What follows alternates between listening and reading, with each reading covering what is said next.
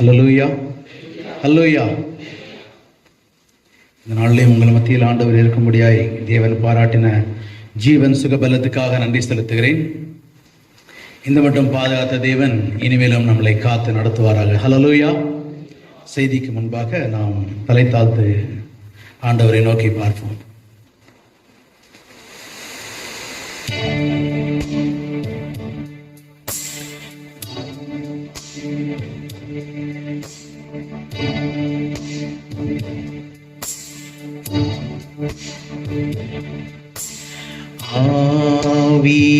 ஆவியானவரே, அன்பு ஆவியானவரே,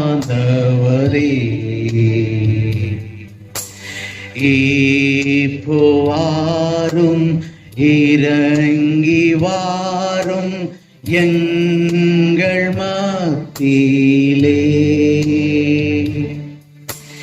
இப்போ வாரும், இறங்கி வாரும் எங்கள் மத்தியிலே. உளையான சேற்றி நின்று என்னை தூக்கி எடுத்தீரே. உளையான சேற்றி நின்று என்னை தூக்கி எடுத்தீரே. பாவம் கழுவி தூய்மையாக்கும் இந்த வேளையிலே, என் பாவம் கழுவி தூய்மையாக்கும் இந்த வேளையிலே, ஆவியானவரே, அன்பினாவியானவரே,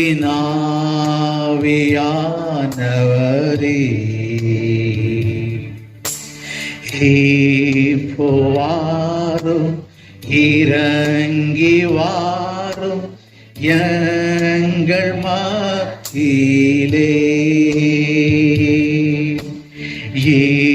இப்போ வாரும், இறங்கி வாரும் எங்கள் மத்தியிலே. தூயாதி தூயவரே, பரிசுத்தரே, பரலோகத்தில் வீற்றிருக்கிற சர்வ வல்லமையுள்ள தேவனே, காலை வேளையில மனமகிழ்ச்சியின் ஓய்வு நாளில இந்த வேளையில நீங்க இந்த இடத்துல கடந்து வந்திருப்பதற்காக நன்றி. உடைய தூதர் சேனைகள் இந்த இடத்துல உலாவிக் கொண்டிருப்பதற்காக நன்றி. வானமண்டலத்தின் பொல்லாத ஆவிகளை தகர்த்து கர்த்தருடைய வல்லமை இந்த சபையை முழுவதும் பொறுப்படுத்திக் கொண்டிருப்பதற்காக நன்றி. அசுத்த உடலுடனாக இருக்கேனப்பா, பாவையிலும் பாவியா இருக்கிறேன், என்னை மறைத்து கர்த்தர் வெளிப்படும். நீரே உடைய வார்த்தையை போதியும் நாங்கள் கேட்கிறோம் இயேசுவின் மேலும் பிதாவே, ஆமேன். இந்த நாளிலும் ஆண்டவர் உங்கள் மத்தியில் இருக்கும்படியாய் பாராட்டணும் அவருடைய கிருபைக்காக நன்றி செலுத்துகிறேன். ஆதியிலே தேவன் வானத்தையும் பூமியையும் சிருஷ்டித்தார். நாம் எல்லாருக்கும் தெரிந்தது ஆதி ஆகமத்தில் அநேக சிருஷ்டத்தை, அந்த ஆண்டவருடைய சிருஷ்டிப்பை பற்றி நாம் அப்படியே வாசிக்கும் பொழுது ஆண்டவர் என்ன செய்கிறார்? வெளிச்சம் உண்டாக கடவுதுன்னு சொல்றார். உடனே என்ன செய்தது? வெளிச்சம் உண்டாயிற்று. இருள் உண்டாக கடவுதுன்னு சொல்றார். உடனே என்ன செஞ்சது? இருள் உண்டாயிற்று. இப்படி ஜீவ சுவாசம் இது நீர்வாழ் உயிரினங்கள் உண்டாக கடவுது, விலங்குகள் உண்டாக கடவுது, நாட்டு விலங்குகள் எல்லாம் ஆண்டவர் என்ன செய்கிறார்? உண்டாக கடவுது, உண்டாக கடவுதுன்னு சொல்றாரு. எல்லாம் என்ன செய்தது? உடனே சிருஷ்டிக்கப்பட்டது. ஆனால் மனிதனை அவர் சிருஷ்டிக்கும் பொழுது மனுஷன் உண்டாக கடவுது அப்படின்னு அவர் சொல்லலை. ஆண்டவர் சொன்னாரா? இல்லை. அவர் மனிதனை எப்படி அவர் சிருஷ்டிக்கிறார்? ரொம்ப கேர் எடுத்து ரொம்ப ஸ்பெஷலா என்ன செய்கிறார்? அவருடைய சாயலாகவே மனிதனை அவர் என்ன செய்கிறார்? சிருஷ்டிக்கிறார். ஏன் ஆண்டவர் அவனை அப்படி சிருஷ்டிக்கிறார் என்றால், அவரோடு கூட அவன் இருக்கும்படியாய் தேவன் என்ன செய்கிறார்? மனிதனை விரும்பி அவனை என்ன செய்கிறார்? அவரை போல ஸ்பெஷல் கேர் எடுத்து அவனை என்ன செய்கிறார்? அவர் சிருஷ்டிக்கிறார். முதலாம் மனிதன் நமக்கு தெரியும், ஆதாம். ஆதாமை சிருஷ்டித்து ஆண்டவர் என்ன செய்தார்? ஏதேன் தோட்டத்தில் எல்லா சிருஷ்டிப்பையும் அவன் கையில் என்ன செய்தார்? அவன் கையில ஒப்பு கொடுத்து அதை பண்படுக்கவும் அதை காக்கவும் அவன் என்ன செய்தார்? ஆண்டவர் ஏற்படுத்தினார். ஒரு நாள் என்ன செய்யறார்? ஆண்டவர் எல்லா மிருகத்தையும் ஆதாம்கிட்ட கொண்டு வர்றாரு. கொண்டு வந்து என்ன சொல்றாரு? நீ என்ன பேரிடுப்பா அப்படின்னு சொல்றாரு. வேதம் சொல்லுகிறது அவன் என்ன பேரிட்டானோ அதான் இன்னைக்கு வரைக்கும் பேர் அப்படின்னு சொல்லுது. ஹல்லேலூயா. ஆண்டவர் அவ்வளவாய் மனிதனை நேசித்து, அப்ப இந்த இடத்துல நாம் பார்க்கும் பொழுது அது ஆதியாகமம் 1:19 எடுத்து வாசிங்க. ஆதியாகமம் 1:19. ஆ ஆ ஆ ஆ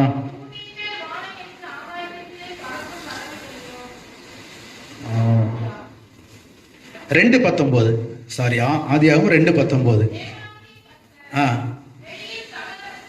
வெளி சகலவித மிருகங்களையும் ஆகாயத்தின் சகலவித பறவைகளையும் மண்ணினாலே உருவாக்கி ஆதாம் அவைகளுக்கு என்ன பேரிடுவான் என்று பார்க்கும்படி அவைகளை அவனிடத்தில் கொண்டு வந்தார். அந்தந்த ஜீவஜந்துக்கு ஆதாம் எந்தெந்த பேரிட்டானோ அதுவே அதற்கு பேராயிற்று. அப்ப ஆண்டவர் என்ன செய்கிறார்னா, ஆதாமை என்ன செய்கிறார், ஒரு தலைவராய் அந்த இடத்துல என்ன செய்கிறார், அவர் ஏற்படுத்துகிறார். ஒரு ஒரு என்ன செய்ய, எல்லாவற்றையும் அவன் கையிலே ஒப்பு கொடுத்து அவனை ஒரு ராஜாவாய் அவர் என்ன செய்கிறார், ஒரு ஆளுகை செய்யும்படி, அவர் சிருஷ்டித்த எல்லாவற்றையும் அவர் ஆளுகை செய்யும்படி ஆதாமை என்ன செய்கிறார், அவர் ஏற்படுத்துகிறார். ஏன் அப்படி ஏற்படுத்துகிறார்னா, அதான் தேவனுடைய தன்மை. தேவன் எப்படிப்பட்டவராய் இருக்கிறாரா, ஆளுகை செய்கிறவராய் இருக்கிறார். அவர் சர்வ வல்லமையுள்ள கர்த்தர். அவர் பரலோகத்தின் தேவன், வானத்துக்கும் பூமிக்கும் அவர் சர்வ வல்லமையுள்ள கர்த்தராய் இருக்கிறார். அவருடைய தன்மை என்னவென்றார், அவர் எப்படிப்பட்டவராய் இருக்கிறார், ஆளுகிற தேவனாய் இருக்கிறார். அதனாலதான் அவர் என்ன செய்தாரு, அவருடைய தன்மையை அவர் என்ன செய்யறாரு, ஆதாமுக்கு கொடுக்கிறார். இயேசு என்ன செய்தாரு, இயேசு இந்த உலகத்துல வரும் பொழுது அவர் ஊழியம் செய்ய வந்தார், அப்படிதானே? அவர் ராஜாவாய் இருந்தும் அவர் ஆளுகிறவாய் இருந்தும் அந்த எல்லா மகிமையும் அவர் என்ன செய்து துறந்து அவர் என்ன செய்கிறார், அவர் இந்த பூமியில ஊழியம் செய்ய வந்தார். ஆனால் சர்வ வல்லமையுள்ள தேவன் எப்படியா இருந்தார், அவர் ஆளுகிறவராய் இருந்தார். அதனால அவர் என்ன செய்யறாருன்னா, ஆதாமுக்கும் அதே தன்மையை என்ன செய்யறார், அவர் கொடுக்கிறார். அவனும் என்ன செய்யணும், ஆள வேண்டும் என்று கர்த்தர் விரும்புகிறார். அதனாலதான் அவனை மற்ற ஜந்துகள் போல படைக்காம ஸ்பெஷலா படைச்சாரு. ஸ்பெஷலா படைச்சிட்டு அவனை சும்மா படைச்சிட்டு அப்படியே விடல. அவர் என்ன செஞ்சாரு, எல்லாத்துக்கும் ஹெட் அவனை வச்சாரு. ஏன் அப்படின்னா, ஆதாம் ஆளுகிறவனாய் மாற வேண்டும், தேவனுடைய தன்மையை அவன் வெளிப்படுத்த வேண்டும் என்று சொல்லி தேவன் அவனை ஏற்படுத்தினார். இந்த நாளிலேயும் ஒருவேளை நம்ம வாழ்க்கையில பலவித பிரச்சனைகள் அகப்பட்டு பலவித கேள்விக்குறிகளோடு சந்தேகங்களோடு இந்த இடத்துல என்ன வாழ்க்கை ஏதோ போயிட்டு இருக்கு அப்படின்னு ஒரு சூழ்நிலையில் உட்கார்ந்திருக்கலாம். ஆனால் ஆண்டவர் இந்த நாளில நம்மளை பார்த்து சொல்கிறார், நீயும் ஆளுகிறவனாய் மாற வேண்டும் என்று கர்த்தர் சொல்கிறார். ஹல்லேலூயா. ஏனென்றால் வெளிப்படுத்தின விசேஷம் 1ஆம் அதிகாரம் 6ஆம் வசனத்தை எடுத்து நான் வாசிக்கும் போது, வாசிங்க. வெளிப்படுத்தல் 1:6. நம்மிடத்தில் அன்பு கூர்ந்து நமது இரத்தத்தினாலே நம்முடைய பாவங்களை எல்லாம் கழுவி நம்முடைய பிதாவாகிய தேவனுக்கு முன்பாக நம்மை ராஜாக்களும் ஆசாரியர்களுமாய் அவர் ஆக்குகிறார். ஹல்லேலூயா. தேவன் நம்மை எப்படி உருவாக்குகிறார் என்றால், நம்ம எப்படி அவர் வைத்திருக்கிறார், ராஜாக்களாய் நம்மளை மாற்ற விரும்புகிறார், ஒரு ஆசாரியர்களாய் நம்ம மாற்ற விரும்புகிறார். ராஜா நம்ம முதல்ல என்ன நமக்கு ஞாபகம் வரும், ராஜாவுடைய தன்மை என்னது, அவன் ஆளுகிற தன்மையுடையவன். ஒரு நாட்டை ஆள்றவன் தான் அவனுக்கு பேர் என்னது, ராஜா. அதனால நம்ம ஆண்டவர் எப்படி கூப்பிடுறாரு, இந்த நாள்ல ராஜாக்களாய் நம்மளை அழைக்கிறார். நம்ம என்னத்த ஆளுங்க, நம்ம வாழ்க்கையை ஒரு மாதிரி போயிட்டு இருக்கு நீங்க நினைக்கலாம். ஆனா ஆண்டவர் உங்கள் மேல் வைத்திருக்கிற ஒரு நினைவு எப்படிப்பட்டது என்றால், உங்களை ராஜாவாய் அவர் பார்க்கிறார். நீங்கள் ஆள வேண்டும் என்று அவர் பார்க்கிறார். ஒரு அதிகாரத்தோடு நீங்கள் ஆள வேண்டும் என்று அவர் உங்களை ராஜாக்களாய் அவர் பிதாவுக்கு முன்பாக அவர் ஏற்படுத்துகிறவராய் இருக்கிறார். ஹல்லேலூயா. அல்ல, உடனே நம்ம ஆள வேண்டும் சொன்னோன்னு இன்னைக்கு வீட்டுக்கு போயிட்டு என்ன செய்யக்கூடாது, சண்டை போடக்கூடாது. நான் தான் ஆளுவேன், நீ தான் ஆளுவேன் என்ன செய்யக்கூடாது, சண்டை போடக்கூடாது. அந்த ஆளுகை கிடையாது. ஆள்றது என்னன்னா, என்ன வீட்டில் நான் தான் ஆளுவேன் அப்படின்னு கிடையாது. இல்லது இந்த தேசத்தில் போயிட்டு பிரதம மந்திரிக்கு முன்னாடி ஆண்டவர் என்ன ராஜாவை ஏற்படுத்திக்கிறாரு, இனிமேல் நான் தான் ஆளுவேன் சொன்னா என்ன செய்வான், தூக்கி போய் திகார் ஜெயிலில் போட்டு விட்டுருவான். அந்த ஆளுகை கிடையாது. இந்த உலகத்தில் உள்ள ஆளுகை கிடையாது. இந்த உலகத்தில் நாம் காண்கிற ஆளுகைகள் கிடையாது. ஏன்னா ஆண்டவர் இயேசு என்ன சொல்றாரு, பிலாத்துக்கு முன்பாக நிற்கும் பொழுது யோவான் எழுதின சுவிசேஷம் 18ஆம் அதிகாரம் 36ஆம் வசனத்துல அவர் பிலாத்துக்கு ஒரு மறு உத்தரவு சொல்ல என்ன சொல்கிறார், என்னுடைய ராஜ்யம் இவ்வுலகத்துக்குரியது அல்ல. என் ராஜ்யம் என்னது, இந்த உலகத்துக்குரிய அல்ல. அப்படி இருந்திருந்தா என் ஊழியக்காரங்க என்ன செஞ்சிருப்பாங்க, சண்டை போட்டிருப்பாங்க. எனக்கு அந்த உலகத்துக்கு சம்பந்தம் இல்லை. அவர் ஆளுகிறவர் தான், அவர் ராஜா தான், அவர் ராஜ்யங்கத்தை உருவாக்குகிறவர் தான். ஆனா அவர் பிலாத்துட்டு என்ன சொல்றாரு, என் ராஜ்யம் இந்த ராஜ்யம் இல்லை, இந்த உலகத்துல அது ராஜ்யம் இல்லை, என் ராஜ்யம் அது வேற ராஜ்யம், நான் அங்கதான் போய் அரசாளுவேன். அப்ப ஆண்டவர் இன்றைக்கு உங்களையும் என்னையும் ராஜாவா ஏற்படுத்த வேண்டும் என்று விரும்புகிறார். இந்த உலகத்தில் நாம் உட்கார்ந்து ஏதோ ஒரு மினிஸ்டராவோ ஒரு அதிபதியாவோ நாம் ஆளுகிறவர்களாய் அல்ல. அவர் நம்மளை என்ன செய்கிறார்? ஆள வேண்டும் என்று விரும்புகிறார். ஆனால் வேறு சில காரியங்களை நாம் ஆள வேண்டும் என்று அவர் விரும்புகிறார். ஹல்லேலூயா, ஹல்லேலூயா. சும்மா இந்த உலகத்துல நாம் காண்கிற இந்த உலக காரியங்களை அல்ல, வேறு சில காரியங்களை நாம் ஆள வேண்டும் என்று என்ன செய்ய விரும்புகிறார்? கர்த்தர் விரும்புகிறார். இந்த நாள்ல நாம் ஒவ்வொருத்தரையும் அவர் ஆளுகிறவர்களாய் மாற்ற விரும்புகிறார். ஹல்லேலூயா. நாம் ஆளுகிறவர்களாய் மாற வேண்டும். ஒருவேளை இந்த நாள்ல நம்முடைய வாழ்க்கையை பார்த்தா ஒருவேளை அடிமைத்தன வாழ்க்கையா இருக்கலாம்.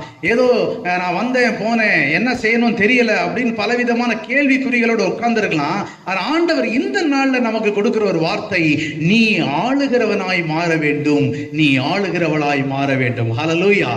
அதனால எந்த மாதிரி ஆளுகையை ஆண்டவர் நம்மிடத்தில் எதிர்பார்க்கிறார்? அதான் இந்த நாள்ல நம்முடைய ஆவிக்குரிய வாழ்க்கைக்கு பிரயோஜனம் உண்டாக 3 காரியங்களை நாம் பார்த்து இந்த செய்தியை நாம் முடிக்கலாம். 3 காரியங்களில் ஆண்டவர் நம்மளை ஆளுகை செய்ய வேண்டும் என்று விரும்புகிறார். முதலாவது, நாம் எதை ஆள வேண்டும் என்றால் நம்மளை நாமளே ஆள வேண்டும். ஹல்லேலூயா, ஹல்லேலூயா. We have to rule ourselves. முதல்ல நம்ம ஆளுகை செய்யணும். நம்மளை என்ன செய்யணும்? ஆளுகை செய்யணும். ஆண்டவர் இயேசுவோட உபதேசமும் அதான். முதல்ல உன் கண்ணில் இருக்க துரும்ப எடுத்து போடு, அப்புறம் என்ன செய்ய? அடுத்தவன் கண்ணில் இருக்க துரும்ப. முதல்ல நீ ஆளுகை செய்ய பழகிக்க, அதுக்கப்புறம் அடுத்த ஸ்டெப்புக்கு நம்ம போகலாம். அப்ப முதல்ல இன்னைக்கு நம்ம ஆளுகை செய்யணும். எதை ஆளுகை செய்ய போறோம்? யாரை ஆளுகை செய்ய போறோம்? நம்மளை ஆளுகை செய்ய போறோம். நான் ஒரு மனிதன், அப்படிதானே? நீங்க மனிதன், எல்லாரும் மனிதர்கள். நமக்குள்ள என்ன இருக்கு? ஹார்ட்டு, லங்ஸு, கிட்னி, இந்த மாதிரி பார்ட்ஸ் ஆஃப் த பாடி எல்லாம் என்ன இருக்கு? உள்ள இருக்கு. அது இருக்கட்டும். ஆவிக்குரிய ரீதியில நம்மகிட்ட என்னெல்லாம் இருக்கு? ஆவிக்குரிய ரீதியில் இந்த உடம்புல என்ன இருக்கு? ஆவி, ஆத்மா, சரீரம், 3ம் கலந்ததுதான் இந்த உடம்பு. அதனால நம்ம இந்த நாள்ல என்ன செய்யறோம்? 3 காரியங்கள் இந்த உடம்புல கலந்துருக்கு. ஆவி, ஆத்மா, சரீரம். இப்ப ஆவி எங்க இருந்து வந்திருக்கு? தேவனிடத்திலிருந்து வந்திருக்கு. அப்ப அது எங்க திரும்பி போகும்? தேவனிடத்துக்கு திரும்பி போகும். சரீரம் எங்க இருந்து வந்திருக்கு? மண்ணில இருந்து வந்திருக்கு. அப்ப இந்த சரீரம் எங்க போகும்? மண்ணிற்கு திரும்பி போகும். அப்ப இந்த ஆத்மான்னு ஒன்று இருக்கு பாத்தீங்களா? இதுதான் டெசிஷன் ஃபேக்டர். இது எங்க போகணும்னு சொல்லி தான் நம்ம என்ன செய்யறோம்? இந்த நாள்ல அலசி ஆராய்ஞ்சிட்டு இருக்கோம். அப்படிதானே? அதாவது இந்த ஆத்மா மேலையும் போகலாம், இல்ல இந்த ஆத்மா என்ன செய்யலாம்? கீழேயும் போகலாம். நரகத்துக்கும் போகலாம், பாதாளத்துக்கும் போகலாம். இல்லைன்னா இந்த ஆத்மா என்ன செய்யலாம்? பரலோகத்துக்கும் போகலாம். ஆனா நம்ம ஆத்மா எல்லாரும் பரலோகத்துக்கு போகணும்னு சொல்லி தான் நம்ம இந்த இடத்துல என்ன செய்திருக்கிறோம்? அமர்ந்திருக்கிறோம். அப்ப இந்த சரீரத்துல ஆவியும் இருக்கிறது, சரீரம் இருக்கிறது, மண் இருக்கு. இந்த மண்ணுக்குரிய இந்த சரீரம் பார்த்தீங்கன்னா இந்த மண்ணுக்குரியதை எதை பத்தி தான் யோசிக்கும்? மண்ணுக்குரிய காரியங்களை பற்றி தான் யோசிக்கும். இந்த மண்ணுக்குரிய காரியம், இந்த உலகத்துக்குரிய காரியங்களை பற்றி இந்த சரீரமானது என்ன செய்யும்? யோசித்துக்கிட்டே இருக்கு. இந்த மண்ணை பற்றி தான் அது யோசிக்கும். இந்த ஆவி எதை பற்றி யோசிக்கும் என்றால், இது தேவனிடத்திலிருந்து வந்ததுனால தேவனுக்குரியவைகளை பற்றியே இது யோசிக்கும். தேவனுக்குரியவைகளை பற்றியும் அவருடைய ராஜ்யத்துக்குரியவைகளை பற்றியும் ஆவிக்குரியவைகளை பற்றியும் இது என்ன செய்யும்? இந்த ஆவி என்ன செய்யும்? இது என்ன செய்யும்? இந்த ஆவி யோசிக்கும். இப்ப நம்ம சரீரத்துல ஒரு சண்டை நடக்கும். என்ன சண்டை நடக்குது? ஆத்மா யாருக்கு அப்படின்னு ஒரு சண்டை நடக்கும். இந்த மண், இந்த சரீரம் என்ன செய்யும்? இந்த மண்ணான சரீரம் ஆத்மாவை பிடிச்சி கீழே இருக்கும். அது இந்த மாம்சத்துக்குரிய காரியங்களை அது என்ன செய்யும்? வெளிப்படுத்தி, இந்த மாம்சத்துக்குரிய காரியங்களை அது என்ன செய்யும்? வெளிப்படுத்தி இந்த ஆத்மாவை மண்ணிற்கு அது இழுக்கும்.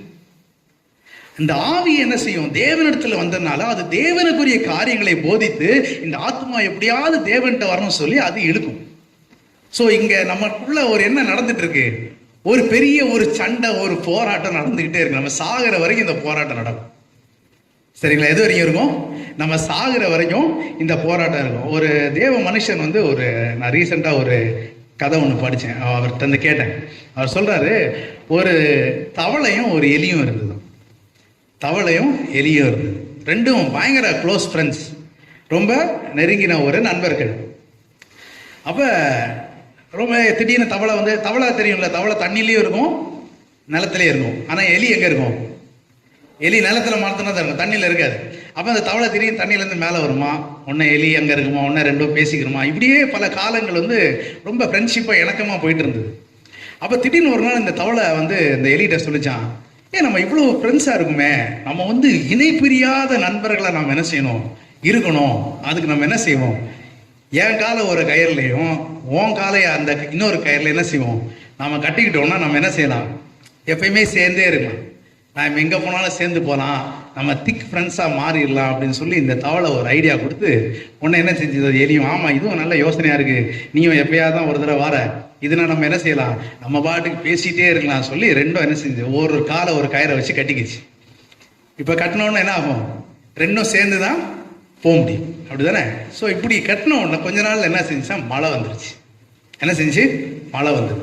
மழை வந்தோடனே தவளைக்கு ஒரே கொண்டாட்டம். ஐயா மலையில் ஆடணும். என்ன செய்யுது தவளை, இந்த எலியை பிடிச்சி மலைக்கு இழுகுது.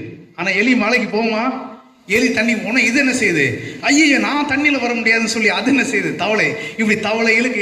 இதுதான் என்னது, இதே மாதிரி ஒரு போராட்டம் எங்கே நடக்குது, நம்ம உடம்புல என்ன செய்யுது, நடந்துகிட்டு இருக்கு. மாம்சமான இந்த சரீரம் இந்த ஆத்மாவை பிடிச்சி கீழே தள்ளுது. ஆனால் ஆவிக்குரிய இந்த தேவ ஆவி என்ன செய்யுது, எப்படியாவது இந்த ஆத்மா என்ன செய்யுது, மேலே வரணும்னு சொல்லி அது சொல்லுது. நம்ம எடுத்ததுக்கு ஒரு வசனத்தை நம்ம வாசிப்போம். நம்ம இது எல்லாமே எங்க நடக்குது, இந்த சரீரத்தில் நடக்குது. எல்லாமே எங்க நடக்குது, இந்த சரீரம். இந்த சரீரம் எப்படிப்பட்டதா இருக்கிறது என்றால் நீங்க எடுத்து வாசிங்க, ரோமர் 7ஆம் அதிகாரம் 15ஆம் வசனம். இந்த சரீரம் எப்படிப்பட்டது, 7:15, ரோமர் 7:15. எப்படி எனில், நான் செய்கிறது எனக்கே சம்மதி இல்லை, நான் விரும்புகிறதை செய்யாமல் நான் வெறுக்கிறதையே செய்கிறேன். இங்க பவுல் இந்த சரீரம் எப்படிப்பட்டது என்று ஒரு டெஃபினிஷன் கொடுக்கிறார். அவர் என்ன சொல்றாரு, நான் என்ன ஆசைப்படுறேனோ அதை என்னால செய்ய முடியல, நான் என்ன செய்யக்கூடாதுன்னு நினைக்கிறேனோ அதை தான் நான் செய்கிறேன். இந்த போராட்டத்தை தான் அவர் அப்படி சொல்றார். காலையில எந்திரிச்சு ஜெபம் பண்ணுன்னு சொல்லுது ஆவி சொல்லுது, ஆனா சரீரம் என்ன சொல்லுது, டே 24 மணி நேரம் இருக்குல்லடா, ராத்திரி ஜெபம் பண்ணிக்கலாம் படுறா அப்படின்னு சொல்லி என்ன செய்யுது, சரீரம் சொல்லுது. அன்பாயிரு கோபப்படாதேன்னு சொல்லி ஆவி சொல்லுது, ஆனா சரீரம் என்ன செய்யுது, சும்மா 2 ஏத்து பேசுறா, எவ்வளவு தூரம் பேசுறான், 2 வாய் விடுறா, அப்பதான் அவன் பயப்படுவான் அப்படின்னு சொல்லி என்ன சொல்லுது, இந்த மண்ணான இந்த சரீரம் சொல்லுது. அப்ப இந்த ஆவிக்கும் சரீரத்துக்கும் என்ன நடந்துட்டு இருக்கு, ஒரு பெரிய போராட்டமே நடக்குது. இப்ப நீங்க இன்னொரு வசனத்தை எடுத்து வாசிங்க, ரோமர் 8ஆம் அதிகாரம் 8ஆம் வசனம் எடுத்து வாசிங்க. ரோமர் 8:8. மாம்சத்துக்கு உட்பட்டவர்கள் பிரியமாய் இருக்க மாட்டார். இங்க பவுல் ஒரு சொல்றார், மாம்சத்துக்கு. அப்ப இந்த சரீரத்தில் நாம் இருந்து இந்த மாம்ச கிரியை, இந்த சரீரத்தினுடைய கிரியை நம்மிடத்தில் பெருகும் பொழுது நாம் யாருக்கு பிரியமா இருக்க முடியாது, தேவனுக்கு பிரியமா இருக்க முடியாது. ஏன்னா இந்த மாம்ச கிரியை உங்களிடத்தில் வெளிப்பட இது இந்த ஆத்மாவை என்ன செய்யும், பிடிச்சு கீழே இழுக்கும். இந்த ஆவி கொஞ்சம் கொஞ்சமா உங்களை விட்டு குறைஞ்சிடும். அதனாலதான் நாம் முழுவதுமா இந்த மாம்ச கிரிகளை வெளிப்படுத்திட்டே, மாம்ச கிரிகள் என்னன்னு சொல்லி பவுல் ஒரு பட்டியல் போடுறாரு. நீங்க தெரியாட்டி கலாத்தியர் 5:19-21 வரைக்கும் வீட்டில் போய் பார்த்தீங்க, எல்லா மாம்ச கிரிகளையும் அந்த இடத்துல அவர் லிஸ்ட் போடுறாரு. கோபம், பெருமை, பொறாமை, இச்சை எல்லாத்தையும் அவர் லிஸ்ட் போடுறாரு. அப்ப இந்த மாம்ச கிரியைகள் நம்மிடத்தில் வெளியாகி கொண்டே இருந்ததென்றால் இந்த ஆத்மா என்ன செய்யும், இந்த மாம்சத்துக்குரியவர்களாய் மாறிவிடும். இந்த ஆவி கொஞ்சம் கொஞ்சமா என்ன செய்யும், குறைஞ்சிட்டே போயிடும். அப்ப இந்த இடத்துல ஆண்டவர் என்ன சொல்கிறார் என்றால், நாம் இந்த ஆத்மாவை ஆள வேண்டும். ஹல்லேலூயா. நாம் நம்மை முதல்ல என்ன செய்யணும், ஆள வேண்டும். நம்மளுடைய எதை ஆள வேண்டும் என்றால் இந்த ஆத்மாவை நாம் ஆள வேண்டும். இந்த ஆத்மாவை நாம் எப்படி ஆளுகை செய்வது, இந்த சரீரம் இப்படிதான் இந்த உலகத்தில் இருக்கிற வரைக்கும் இந்த சரீரத்தை நாம் தூக்கிட்டே தான் தங்கணும். நான் இந்த உலகத்தை விட்டு போனாதான் என்ன செய்யும், இந்த சரீரம் செத்து கிடக்கும், ஆவி தேவன்கிட்ட போகும், ஆத்மா எங்க போகணுமோ அங்க போகும். அது வரைக்கும் எல்லாமே இந்த உடம்புல தான் இருக்கும். அப்ப இந்த உடம்புல ஒரு போராட்டம் நடந்துகிட்டே தான் இருக்கும். நான் உன்னை நல்லது நினைப்பேன், ஆனா அதை செய்ய மாட்டேன், சரீரம் என்ன கெட்டது செய்ய வைக்கும், இப்படியே நடந்துட்டு இருக்கும். ஆனால் தேவன் இந்த காலை வேளையிலே உங்களையும் என்னையும் ஆளுகிறவர்களாய் மாற்ற விரும்புகிறார். எதை ஆள வேண்டும் என்றால் நம்முடைய ஆத்மாவை நாம் ஆள வேண்டும். அப்ப இந்த ஆத்மாவை நான் எப்படி ஆளுவது அப்படின்னா ஒரே ஒரு சொல்யூஷன் தான். அது என்ன சொல்யூஷன்னா, பரிசுத்த ஆவியானவரை நாம் என்ன சொல்லணும், பெற்றுக்கொள்ள வேண்டும். பரிசுத்த ஆவியானவர் வரும் பொழுது நம்மிடத்தில் இருக்கிற இந்த தேவ ஆவி இன்னும் பலமடைந்து இது என்ன செய்யும், இந்த ஆத்மாவை ஆளுகை செய்ய ஆரம்பிக்கும். இது ஆவிக்குரிய கிரியைகளை வெளிப்படுத்த ஆரம்பிக்கும். நீங்க வீட்டுல போய் ரோமர் 7ஆம் அதிகாரத்தை 8ஆம் அதிகாரத்தையும் எடுத்து வாசிங்க. முழுவதுமாய் பவுல் இதை பத்தி தான் சொல்லியிருக்கிறார். மாம்சம் மண்ணுக்குரியது, ஆவி தேவனுக்குரிய, எல்லாம் இதை பத்தி. நீங்க 2 அதிகாரத்தை வீட்டுல போய் நிதானமா நீங்க வாசிங்க. ஒவ்வொரு வசனமும் ரொம்ப அழகா இருக்கும். அதனுடைய சாராம்சம் தான். நீங்க தேவ ஆவி, நீங்க பரிசுத்த ஆவியின் அபிஷேகத்தை பெறும் பொழுது இந்த உங்ககிட்ட இருக்கிற இந்த தேவாவி, கொஞ்சோண்டு தேவாவி இருக்கலாம், உங்ககிட்ட எல்லாம் சரீர இச்சைகள் எல்லாம் நிரம்பி இருக்கலாம், சரீரம் நிரம்பி ஆத்மாவை இழுத்து கொண்டு போயிட்டு இருக்கலாம். ஆனா நீங்க பரிசுத்த ஆவியானவரை பெற்றுக்கொள்ளும் போது இந்த கொஞ்சமா இருக்கிற தேவ ஆவி, நீங்க வாங்கின இந்த பரிசுத்த ஆவியினால பலன் பெற்று இது உங்கள் ஆத்மாவை என்ன செய்யும்? பாதுகாக்க ஆரம்பிக்கும், ஆளுகை செய்ய ஆரம்பிக்கும். அதனாலதான் ஃபாதர் ஒரு பாட்டு பாடிப்பாரு. என்ன பாட்டுப்பாரு? ஆளுகை செய்யும் ஆவியானவரே. ஆவியானவர் வரும் பொழுது, அதனாலதான் இன்னைக்கு சபையில ரொம்ப முக்கியமா நம்ம எதை ஸ்ட்ரெஸ் பண்றோம்? பரிசுத்தாவி. பரிசுத்தாவின்றது வேற ஏதோ ஒரு ஆவி கிடையாது. ஏதோ ஒரு ஆவி வரும், அவன் ஆடுவான் அப்படிலாம் கிடையாது. அவர் யாரு? பரிசுத்தாவியானவர். அவர் தான் தேவன். அது தேவனுடைய ஆவி, சத்திய ஆவி, ஆதியிலே இருந்த ஆவியாதான். அந்த ஆவியானவர், அந்த தேவன் ஆவியாய் நம்மிடத்தில் இறங்கி வருகிறார். அதான் பரிசுத்த ஆவி. அப்ப அந்த பரிசுத்த ஆவியை பெற்றுக்கொண்டால் மாத்திரம்தான் இந்த சரீர இச்சையை நாம் ஒழித்து, சரீர காரியங்களை ஒழித்து நம் ஆத்மாவை ஆவிக்குரிய ஆத்மாவாக பாதுகாக்க முடியும். புரிஞ்சுதா? கொஞ்சம் குழப்பற மாதிரி இருக்கும், ஆனா ரொம்ப சிம்பிள் தான்.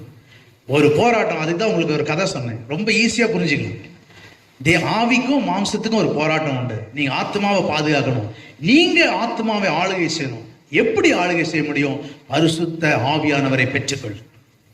இந்த ரோமர் 7:15 சொன்ன பவுல், அவர் சொல்றாரு, எப்பா எனக்கு என்னெல்லாம் செய்யக்கூடாதோன்னு அதெல்லாம் செய்கிறேன் சொன்ன பவுல் தன்னுடைய இறுதி நாட்கள்ல சொல்லுகிறார், நல்ல போராட்டத்தை போராடினேன், ஓட்டத்தை. எப்படிங்க அதை சொல்ல முடிந்தது என்றால், அவர் தேவ ஆவியினாலே பூரணமாய் நிரம்பி இருந்தார். அவருடைய சரீரம் ஒழுந்து விட்டது. அதனாலதான் அவர் சொல்றார், கிறிஸ்து எனக்கு ஜீவன், சாவு எனக்கு ஆதாயம். ஃபுல்லாவே கிறிஸ்து தான், ஃபுல்லாவே ஆவி. அவரை பார்க்கிறவன் அப்படியே இயேசுவை பார்க்கிறான். அவருடைய நிழல் பட்ட இடத்துல எல்லாம் குணமாகறான். என்னன்னா முழுவதுமாய் ஆவி. அதனாலதான் இந்த வார்த்தையை அவரால் சொல்ல முடிந்தது. அவர் ஆளுகை செய்கிறவராய் தன்னுடைய வாழ்க்கையை முடித்துக் கொண்டார். ஆத்மாவை என்ன செய்தார்? முழுவதுமாய் ஆளுகை செய்தார். இந்த நாள்ல ஆண்டவர் முதலாவது நம்மளை ஆளுகிறவர்களாய் மாற்ற விரும்புகிறார். அடுத்த காரியத்தை ஆளுகிறதை பார்க்கல, முதலாவது நாம் என்ன செய்யணும்?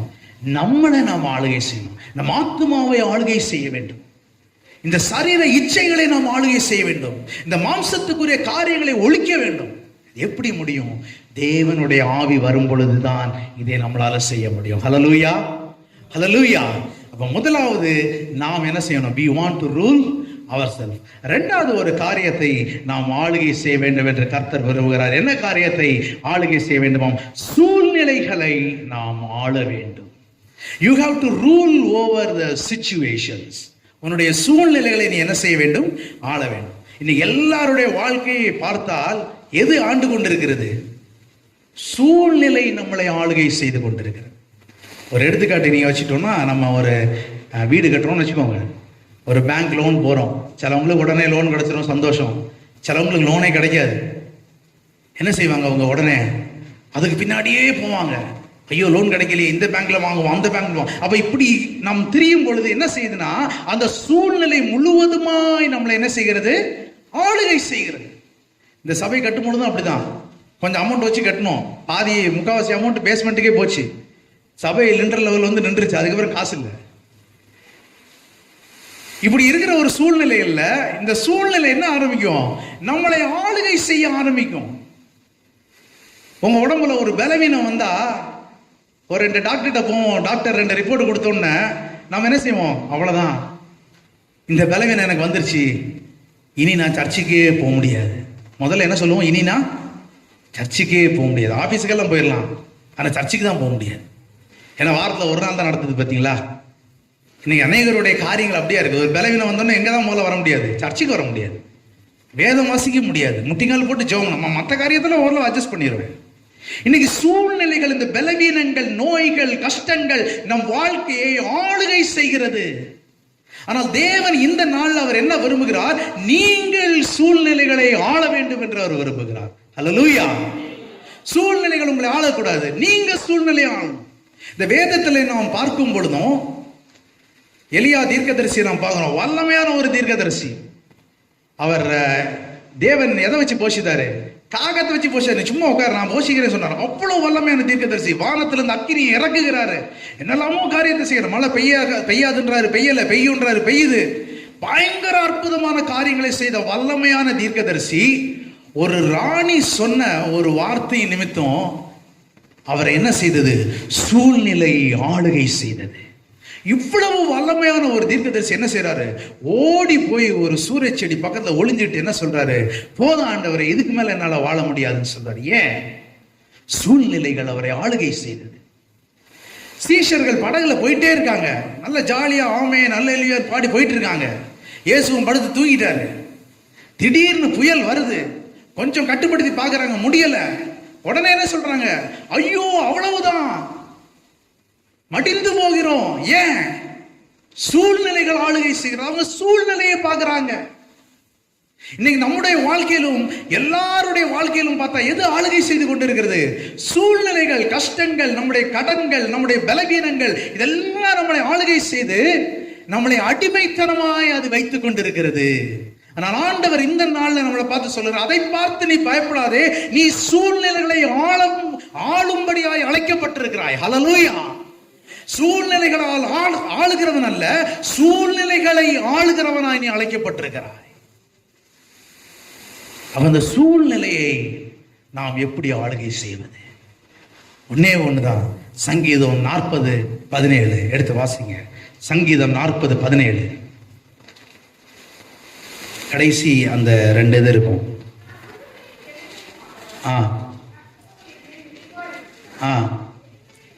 தேவரீர் என் துணையும் என்னை விடுவிக்கிறவருமாயிருக்கிறீர்.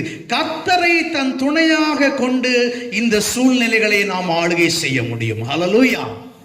தேவன் எனக்கு துணை நிற்கிறார் நீங்க விசுவாசித்தால் எந்த சூழ்நிலையும் உங்களை ஆளுகை செய்ய முடியாது. சீஷர்கள் பயந்தார்கள், ஆனா ஆண்டவர் எந்த சொன்ன என்ன ஆச்சு? சூழ்நிலைகள் மாறி போயிட்டு சூழ்நிலைகளை அவர் ஆளுகிறார். எலியா தீர்க்கதரிசி ஓடி போய் ஒளிஞ்சாரு, ஆனா தேவனிடத்திலிருந்து வந்த பலத்தினால் அவர் என்ன செய்கிறார்? சூழ்நிலைகளை ஆளுகிறார். திருப்பி எந்திரிச்சு ஓடுறாரு. அவன் நம்ம வாழ்க்கையில பல சூழ்நிலைகள் இந்த நாள்ல நம்மளை பயமுறுத்தி கொண்டு இருக்கலாம். எப்படி உன்னால வாழ முடியும்? எப்படி இந்த கடனை அடைக்க முடியும்? எப்படி என் பிள்ளைய படிச்சு நான் கல்யாணம் பண்ணி கரை சேர்க்க முடியும்? பலவிதமான கேள்விகள். நீங்க சும்மா உட்காந்து ஒரு எதிர்காலத்தை பற்றி யோசித்தீங்கன்னா அவ்வளவுதான், அவங்க மண்டை கிறுக்கு பிடிச்சிடும். அந்த அளவுக்கு இன்னைக்கு என்ன போயிட்டு இருக்கு? காம்படிஷன்ஸ் போயிட்டு இருக்கு. நான் சும்மா ஒரு பேரண்ட் டீச்சர்ஸ் மீட்டிங்கு போனேன், என் பையன் ஸ்கூலுக்கு. அங்க ஒரு அம்மா சொல்லுது, என் பையன் போன மாசம் மட்டும் ஒரு 17 காம்படிஷனுக்கு நான் அவனை அனுப்பிட்டேன் அப்படின்னு சொல்லுது. நான் அரண்டே போயிட்டேன். நம்ம ஒண்ணு கூட அனுப்பட்டா இதை பத்தியே நம்ம யோசிக்கலாம். அந்த அளவுக்கு என்னது ஒரு காம்படிஷன் நிறைந்த ஒரு உலகமா இருக்கிறது. இதுல நான் உட்காந்து என் பையன் நாளைக்கு என்னவாகும் அப்படின்னு நான் யோசிக்க ஆரம்பிச்சேன்னா நான் பைத்தியம் முடிச்சுதான் அலையணும். நான் அவன் என்னெல்லாம் படிக்க வைக்கணும், எப்படி எல்லாம் அவனை கொண்டு வரணும், ஒண்ணுமே நம்ம செய்ய முடியாது. சூழ்நிலைகளை நாம் பார்த்தோம் என்றால் நாம் அடிமைப்பட்டவர்களாய் இருக்க வேண்டும். ஆனால் தேவனை நீ பார்த்தா என்றால் இந்த சூழ்நிலைகளை நீ ஆள முடியும். ஹல்லேலூயா. தேவனை தன் துணையாக கொண்ட தாவீது, இதுக்கு பெஸ்ட் எக்ஸாம்பிள் தாவீது. கோலியாத் நிக்கிறான், 6 அடி பார்த்து யாரு பயப்படுறா? சூழ்நிலைகளால் பயப்பட்ட சவுல் அவனை பார்த்து ஓடுகிறான். போய் கூடாரத்துல போய் ஒளிஞ்சுக்கிறான். ராஜா ஓடினா பின்னாடி அவன் போவான். படையெல்லாம் ஓடி போயிடுச்சு. ஏன்? அவன் சூழ்நிலைகளை பார்த்தான். ஆனா தைரியமா நின்னது யாரு? தாவீது. ஏன்னா அவன் சூழ்நிலையை பார்க்கல. அவன் சொல்றான், நீ நிந்தித்த இஸ்ரவேலின் தேவனாகிய கர்த்தருடைய நாமத்தினாலே நிற்கிறேன். தேவன் எனக்கு துணை செய்திருக்கிறார். ஒரு சிங்கத்தை கொண்டிருக்கேன், ஒரு கரடியை கொண்டிருக்கேன், நீயும் அது மாதிரிதான்டா. கொஞ்சம் யோசித்து பாருங்க, அந்த சூழ்நிலையை கொஞ்சம் யோசித்து பாருங்க. இன்னைக்கு நமக்கு யாரை கம்பேர் பண்ணலாம்? நான் பழைய கொஞ்சம் ஆளு, அதனால இந்த ரெஸ்லிங்ல அண்டர்டேக்கர்னு ஒருத்தர் இருப்பான் தெரியுமா? அவன் இப்போ இருக்கானான்னு தெரியல. அண்டர்டேக்கர் கேள்விப்பட்டிருக்கீங்களா? அவன் வரப்ப சாவு மணியெல்லாம் அடிப்பாங்க. அப்படி ஜாண்டிக்கா இருப்பான். அவன் முன்னாடி போய் உங்களை ரிப்பார்ட்னா எப்படி இருக்கும்? எப்படி இருக்கும்? ஜெயிப்பீங்கன்னு ஒரு இம்மி அளவு நம்பிக்கை இருக்கும் உங்களுக்கு? இருக்காது. இவன் சும்மாவாவது போய் நின்றுக்கலாம். என்ன எடுத்துட்டு போய் நின்னா? கல்லையும் கவனையும் வச்சு கேட்குறான், நீ என்ன ஆனா நாயாட அடிக்கிறதுன்னு கேட்குறான். அப்படி போய் நிக்கிறான் அவன் கோலியாத்து, இந்த தாவீது கோலியாத்துக்கு முன்னாடி. ஆனா அவன் சூழ்நிலைகளை பார்க்கவில்லை. அவன் சூழ்நிலையை அந்த இடத்துல ஆளுகை செய்யறான். பாருங்க, 2 பேர் இருக்காங்க, சவுலும் இருக்கான், தாவீதும் இருக்கான். தாவீது சவுல் சூழ்நிலையை பார்த்து அவன் ஓடி போய் ஒளிந்திருக்கிறான். சூழ்நிலை அவனை ஆளுகை செய்தது. இந்த நாள்ல நம்ம சூழ்நிலையை பார்த்தா நம்ம பயந்து போய் வீட்டில தான் உட்காரணும், எதுவுமே செய்ய முடியாது. அப்படிப்பட்ட சூழ்நிலைக்கு இந்த தேசத்தில் நிலவி கொண்டிருக்கிறது. கிறிஸ்தவர்களுடைய எதிர்காலத்தை பார்த்தா ஒரு பெரிய கேள்விக்குறியா இருக்கு. இந்த விநாயகர் சதுர்த்தியில விநாயகத்தை வச்சிருக்கான், கேஸ் போட்டிருக்கான். சென்னையில் மாத்திரம் 31 இடத்துல அது டெய்லி சாயந்தரம் வந்து பேசுறான். அவனோ ஒருத்தன், அவன் சொல்றான் இது இந்து தேசம் அப்படின்ட்டான். 31 இடத்துல பதிவு பண்ணியிருக்காங்க இது இந்த தேசம், இது இந்து தேசம் சொல்லிட்டு ஒரு கேஸ் போட்டு வச்சிருக்காங்க. அப்ப கிறிஸ்தவர்களின் நிலை என்ன? நீ சூழ்நிலையை பார்த்தா நீ பயந்து போய் உட்காரணும், நீ சர்ச்சைக்கு வர முடியாது. சவுல் அப்படிதான் ஓடினான். ஆனா பக்கத்துல தைரியம் வந்து நின்று யாரு? தாவீது. அவன் இந்த சூழ்நிலையை பார்க்கல. எவ்வளவு பெரிய சூழ்நிலை, எனக்கு பயமே கிடையாது, கவலையே கிடையாது. என்னை கொன்னு போட்டாலும் எனக்கு கவலை கிடையாது. நான் நிற்கிறது என் தேவனுடைய துணையாய் கொண்டு நிற்கிறேன். அதுதான் தாவீது இந்த வசனம் சொல்றார், தேவரீர் என் துணையும் என்னை விடுவிக்கிறவருமாய். நீங்க அவரை துணை நின்று நீங்க இந்த சூழ்நிலைகளை நீங்க சமாளிச்சீங்கன்னா அவர் உங்களுக்கு எப்படிப்பட்ட தேவனாய் இருப்பார்? உங்களை விடுவிக்கிற தேவனாய் இருப்பார். சூழ்நிலைகளை ஆளுகிறவராய் மாத்திரம் விட மாட்டாரு. என்ன செய்கிறாரு? அவரை அதை ஆளுகை செய்து உங்களை என்ன செய்வார்? அந்த சூழ்நிலை விடுவிப்பார். ஹல்லேலூயா. இந்த நாள்ல ஒருவேளை பலவிதமான காரியங்களால நாம் கவலைப்பட்டு ஒரு அடிமைத்தன வாழ்க்கையை நாம் வாழ்ந்து கொண்டிருக்கலாம். ஒரு பயத்தின் ஆவியை நம்மளை ஆளுகை செய்து கொண்டிருக்கலாம். இனி என் வாழ்க்கையில என்ன இருக்குன்னு சில கொஸ்டின் மார்க், அதுக்கு ஆன்சரே இல்லாம இருக்கலாம். ஆனா இந்த நாளில் தேவனை துணையாக கொண்டு தேவன் செய்த அற்புதங்களை நினை. தாவீது அதான் செஞ்ச, சிங்கத்துல இருந்து என்ன தப்பிச்சிருக்காருப்பா. தேவனுடைய மகத்துவங்களை நினைக்கும் பொழுது இந்த சூழ்நிலைகள்லாம் ஒண்ணுமே கிடையாது, ஒண்ணுமே கிடையாது. உங்களை பயமுறுத்தே முடியாது, ஓடிடும். ஹல்லேலூயா. அல்ல, இந்த நாள்ல ஆண்டவர் நம்மளை எப்படியாய் மாற்ற விரும்புகிறார்? ஆளுகிறவர்களாய் கவர்னஸாய் மாற்ற விரும்புகிறார். எதன் மேல? முதலாவது நம்ம மேல நம்ம ஆளுகை செய்யணும். நம்முடைய ஆத்மாவை என்ன செய்யணும்? நம்ம ஆளுகை செய்யணும். நம்ம சரீரத்தை நம்ம என்ன செய்யணும்? ஆளுகை செய்யணும். 2வது எதை ஆளுகை செய்யணும்? சூழ்நிலைகளை நாம் ஆளுகை செய்யணும். 3வது ஒரே ஒரு காரியத்தை பார்த்து நம்ம முடிப்போம். 3வது நாம் ஆளுகை செய்ய வேண்டியது வானமண்டல ஆளுகை. என்ன ஆளுகை? வான மண்டலத்தை நாம் என்ன செய்ய வேண்டும்? ஆளுகை செய்ய வேண்டும். தேவன் முதலாவது எல்லாத்தையும் படைச்சாரு. படைச்சு யார்கிட்ட ஒப்பு கொடுத்தாரு? மனுஷன்ட்ட தான் ஒப்பு கொடுத்தார். ஆனா மனிதன் என்ன செய்தான்? பாவம் செய்து அதை யார்கிட்ட ஒப்பு கொடுத்துட்டான்? பிசாசுட்ட ஒப்பு கொடுத்துட்டான். இன்னைக்கு யாரு தலைவனா இருக்கான் உலகத்துல? யாரு தலைவன்? பிசாசு. ஆண்டவரே சொல்றாரு, அவன் தான் யாரு? உலகத்தின் அதிபதி. அவர் சொல்ற உலகத்தின் அதிபதி வாரான் அப்படின்றாரு. அப்ப பிசாசு இந்த உலகத்தை எப்படி செய்து கொண்டு இருக்க? இன்னைக்கு அவன் தலைவனா இருக்கான். சிலுவையில ஆண்டவர் என்ன செஞ்சாரு? பிசாசுடைய பல்ல பிடிக்கிட்டாரு. சிலுவையில் என்ன செஞ்சாரு? பல்ல பிடிக்கிட்டாரு. ஆனா மறந்துடாதீங்க, அவன் உயிரோடி தான் இருக்கான். பாம்பை தலையில ஒரு போடு போட்டா பாம்பு என்ன செய்யும்? வாழை வச்சு ஆட்டிட்டு தான் இருக்கும். பக்கத்துல போனா என்ன செய்யும்? வாழை வச்சு சுருட்ட தான் செய்யும். பல்லு பிடுங்கின பிசாசே இன்னைக்கு இந்த காரியம் பண்ணிட்டு இருக்கான்னா, ஆண்டவர் சிலுவையில் அவன் பல்ல மட்டும் பிடுங்கலைன்னா அவ்வளவுதான். இன்னைக்கு நம்ம பல்லெல்லாம் பிடுங்கிருவான். ஆனா ஆண்டவர் என்ன செய்திருக்காரு? பல்ல பிடுங்கிட்டாரு. ஆனா ஞாபகம் வச்சுக்கோங்க, அவன் என்ன இருந்திருக்கான்? உயிரோடி தான் இருக்கான். பிசாசு எப்படி இருக்கான்? உயிரோடி தான் இருக்கான். அவன் என்ன செய்யிருக்கான்? இந்த உலகத்தையும் வான மண்டலத்தையும் அவன் கண்ட்ரோல்குள்ள வச்சிருக்கான். இந்த வான மண்டலம்ன்றது என்னது? நம்ம நிறைய படிப்போம், சயின்ஸில் படிப்போம், அப்படி தானே? ஸ்ட்ராட்டோஸ்பியர், கைரோஸ்பியர் எல்லாம் நிறைய படிப்போம். ஆனால் எல்லாத்தையும் யார் கண்ட்ரோலில் இருக்கு? எல்லாம் யார் கண்ட்ரோலில் இருக்கு? பிசாசு கண்ட்ரோலில் தான் இருக்கு. அதனால தான் பவுல் ஒரு இடத்துல சொல்லுவார், எபேசியர் 6:12 நினைக்கிறேன், அந்த இடத்துல சொல்லும்போது அவர் அதான் சொல்லுவார், நம்மளுடைய போராட்டம் மாம்சத்தோட ரத்தத்தோட அல்ல, இப்பிரபஞ்சத்தின் லோகாதிபதி வானமண்டலத்தின் பொல்லாத ஆவி எல்லாத்தையும் அவர். ஏன் அப்படின்னா இந்த வானமண்டலத்தை அவன் தான் கண்ட்ரோல் பண்றான். இப்ப பிசாசு எப்படி அவன் ராஜ்யம் பண்றான் பாத்தீங்கன்னா, இயேசு பிசாசை பத்தி ஒன்று சொல்லியிருப்பாரு. மத்தேயு எழுதின சுவிசேஷம் 12ஆம் அதிகாரம் 26ஆம் வசனத்தை நீங்க வாசிக்கும் பொழுது அதுல அவர் ஒன்று சொல்லுவாரு. மத்தேயு 12:26, சாத்தானை சாத்தான் துரத்தினால் தனக்கு விரோதமாய் தானே பிரிவினை செய்கிறதா இருக்குமே, அப்படி செய்தால் அவன் ராஜ்யம் எப்படி? இப்ப இந்த இடத்துல இருந்து நம்ம 2 பாயிண்ட்டை நம்ம கவனிக்கணும். நம்ம சத்ருவை பத்தியும் ரொம்ப நல்ல தெளிவா வச்சுக்கணும். அவன் என்னெல்லாம் செய்வான்னு சொல்லிட்டு. புரியுதா? அப்பதான் நம்ம என்ன செய்ய முடியும்? அவனை ஆளுகை செய்ய முடியும். இப்ப இந்த ஆண்டவர் சொன்ன இந்த வசனத்துக்கு 2 பாயிண்ட். ஒண்ணு, சாத்தானை சாத்தான் விரோதித்தால் அவன் பிரிஞ்சிட்டான்னா அப்ப என்ன அர்த்தம் அப்படின்னா, சாத்தானும் கூட்டாதான் இருக்கான் அர்த்தம். ஒரு மனிதனை கெடுக்க வேண்டும் என்றால், ஒரு தேவ திட்டத்தை அழிக்க வேண்டும் என்றால், சாத்தான்கள்லாம் எப்படி இருக்காங்க? கூட்டாதான் இருக்காங்க. அப்படித்தானே? கெனசரேத்து நாட்டில் ஆண்டவர் போறாரு. போன உடனே ஒருத்தனுக்குள்ள சாத்தான் உள்ள அவன் இருக்கான். அவனுக்குள்ள பிசாசு இருக்கு. பிசாசு பிடித்த ஒருவன். அவனுடைய வீடு எதுவா இருந்தது? கல்லறையில் இருந்தது. அவன் பிசாசு பிடிச்சவன். அப்ப அவனை பார்த்து ஆண்டவர் கேட்கிறாரு, உன் பேர் என்னன்னு கேட்கிறாரு. அவன் என்ன சொல்றான்? நாங்கள் அநேகராய் இருக்கிறபடியால் என்னுடைய பேர் என்னது? அப்போ ஒரு மனிதனை கெடுக்கிறதுக்கு பிசாசு என்ன பண்றான்? கூட்டமா ஒற்றுமையா செயல்படுறான். அவனுக்குள்ள ஒரு சண்டையே இல்லை. அவன் ஒற்றுமையா செயல்படுறான்.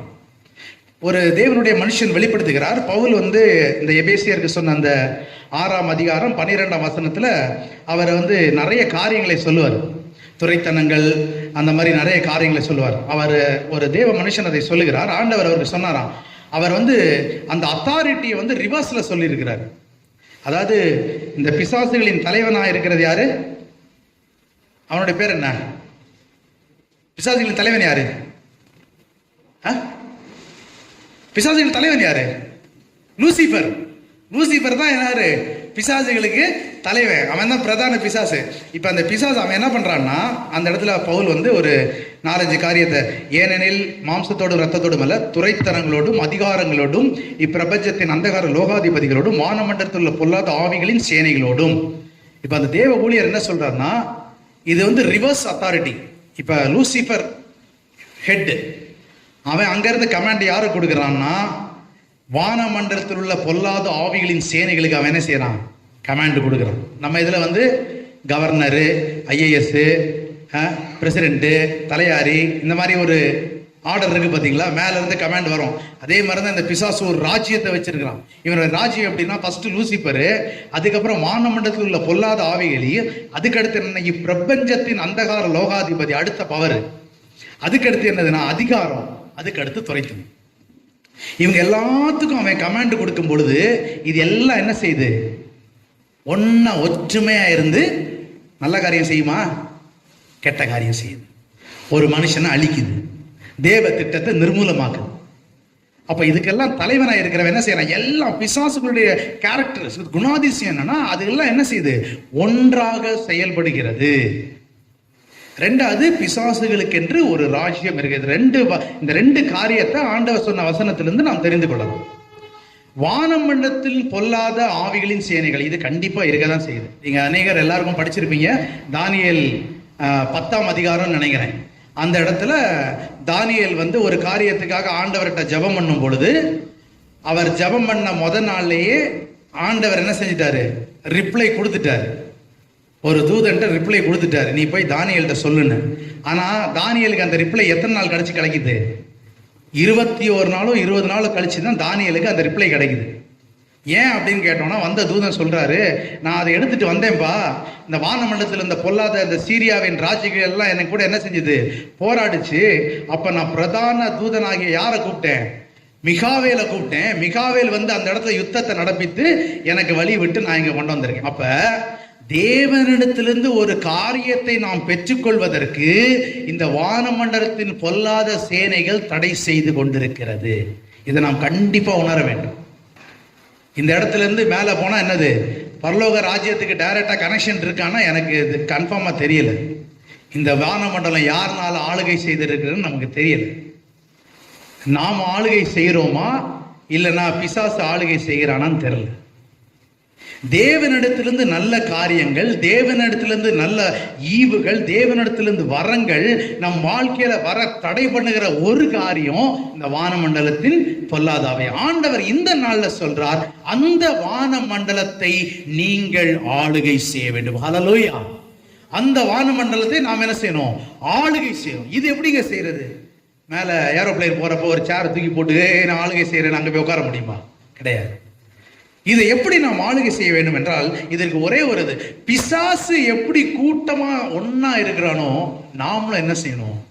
ஒரு மனமாய் இருக்கும் பொழுது இந்த வானமண்டலத்தின் பொல்லாத ஆவிகளின் சேனைகளை நம்மளால் என்ன செய்ய முடியும்? ஆளுகை செய்ய முடியும். ஒரு மனதோடு செயல்படும் போது இந்த ஆளுகையை நம்மளால் என்ன செய்ய முடியும்? நடப்பிக்க முடியும். ஒரு மனம் நம்மிடத்தில் அவசியமா இருக்கிறது. இந்த சபையில நம்ம இருக்கிறோம். இந்த சபை கிறிஸ்துவுடைய ஒரு அங்கமா இருக்கிறது, அப்படிதானே? Church is the body of Christ. நாம் எல்லாம் அவருடைய அவயவங்களாய் இருக்கிறோம். நாம் எல்லாரும் யாரு?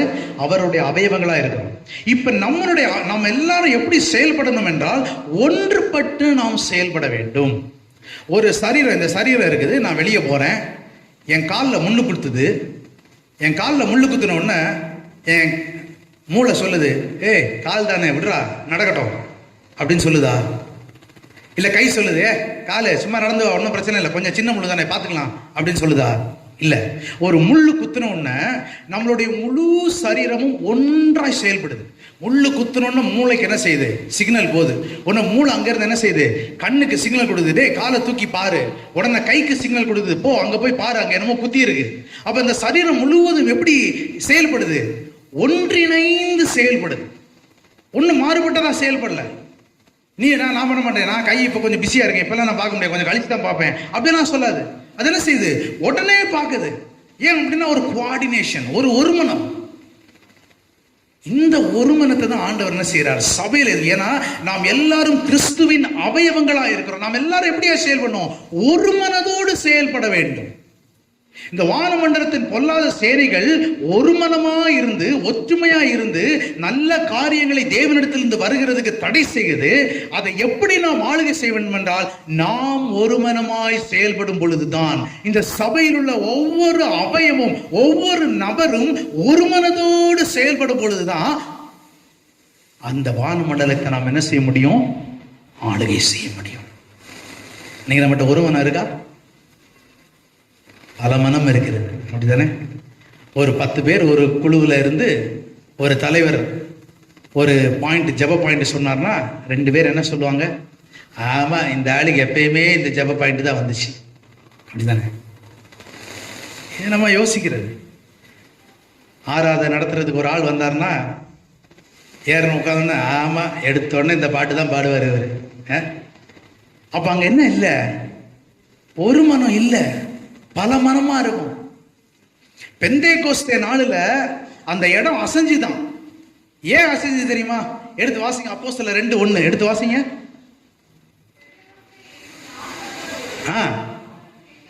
அவர்கள் எல்லாரும், யாரு? சீஷர்கள், அங்க கூடியிருந்தவர்கள் எல்லாரும் ஒருமனப்பட்டு.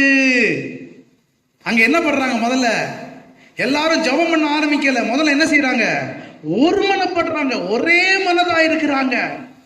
தேவனிடத்திலிருந்து ஆவியானவர் வரணும், கர்த்தர் தம்முடைய ஆவியை ஊற்றணும் சொல்லி எல்லாரும் எப்படியா இருக்கிறாங்க?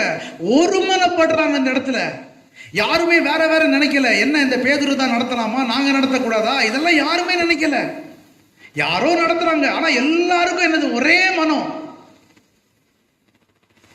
இந்த நாள்ல நம்மளும் இந்த வானமண்டலத்தை ஆளுகை செய்ய வேண்டும் என்றால் நம் சபையில் என்ன காணப்பட வேண்டும்?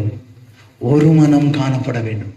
எந்த காரியத்திலும் ஒரு மனமாய், எப்படி நம்ம அவயம் எல்லாம் ஒன்றாய் செயல்படுதோ அதே மாதிரி நாமளும் என்ன செய்யணும்? ஒன்றாக செயல்பட வேண்டும். நான் தனியா இந்த ஊழியத்துக்கு போறேன், நீ தனியா அந்த ஊழியத்துக்கு போற, நான் இந்த வீட்டுல போய் ஜெபம் பண்றேன், இப்படி தானா என்ன செய்யக்கூடாது? பண்ணக்கூடாது. எல்லாம் ஒன்றிணையணும். அப்பதான் என்ன செய்ய முடியும்? இந்த வானமண்டலத்தின் பொல்லாத ஆவிகளின் சேனைகளை நாம் ஆளுகை செய்ய முடியும். அல்லேலூயா. தனியா இருந்து ஆள செய்ய முடியாது. நீங்க தனியா இருந்து ஆள முடியாது. ஏன்னா அவன் கூட்டமா இருக்கான். அவன் இங்க ஒருத்தன் இல்ல, அங்க 5 பிரிவு. அது ஒரு கவர்மெண்ட், அது ஒரு ராஜ்யம். அதான் இயேசு சொல்ற, அது ஒரு ராஜ்யம், பிசாசின் ராஜ்யம். 5 பேர் இருக்கான். நீ தனியா இருந்து அங்க போய் ஒண்ணும் பண்ண முடியாது. அதனால நீ என்ன செய்ய? ஒருமனப்படு. அதான் ஆண்டவர் சொல்றார், உன் குடும்பத்துல நல்ல காரியம் இல்ல, இன்னும் என் குடும்பத்துல நன்மைகள் தேவனிடத்திலிருந்து வரவில்லை என்றால் நீயும் உன் கணவனும் ஒருமனப்படு. அதனால ஆண்டவர் சிம்பிளா சொல்றாரு, எங்கே 2 பேர், 2ல இருந்து ஸ்டார்ட் பண்றாரு. தனியா இருக்கிறவங்க நீங்களும் தேவனும், ஹஸ்பண்ட் அண்ட் ஒய்ஃப்னா நீங்களும் புருஷனும் நீங்களும் மனைவியும். இந்த ஒரு மனம் நமக்கு தேவை. இந்த ஒரு மனம் நம்ம இடத்தில், நம் குடும்பத்தில் இருந்தாதான் நம்ம குடும்பத்துக்கு மேல இருக்கிற அந்த வானமண்டலத்தை நம்ம என்ன செய்ய முடியும்? ஆளுகை செய்து தேவனிடத்திலிருந்து நல்ல காரியத்தை நாம் பெற்றுக்கொள்ள முடியும். இந்த நாள் ஆண்டவர் என்ன சொல்றாரு? ஒரு மனமாய் இருக்கணும். இந்த சபையில பல தேவைகள் இருக்கலாம். என்னென்ன தேவை யாருக்கு தெரியும்னு எனக்கே தெரியல. இந்த சபையில் ஒரு பெரிய பிரச்சனை வேற இருக்கு. அது எத்தனை பேருக்கு தெரியும்னு எனக்கு தெரியல.